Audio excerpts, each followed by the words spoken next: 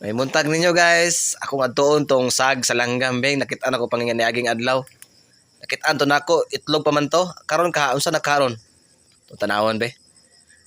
Ha? Agay. La, kaluoy ani eh. Uy, napusa naman dai ni. Ha? Olo, napusa na lang duha eh.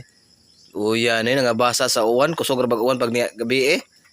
Uy, nga katuo siyang nainahan mo hatag og pagkaon. Luoya sa langgam ay piso, kakyot ani ay. Murag raptor og naong oh.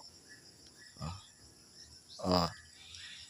Luoya sa inahan, ang inabuhin taw inahan ang itag pagkaon pare pagkaon sa duha ka piso niya. Oh, nanganganga in taon siya oh. Luoya ni. Unta ni dinhi kanon og has ba? Luoya ni mo ni kanon og has. Ato ni tanawon sunod adlaw guys og malhibon na ba ni? Untag malhibon na sila ba kay aron makalupad na. Ang di nila kanughas. Maorto guys. Ito na siyang tabo nagbalik kay hilabtag mga bata. Thank you.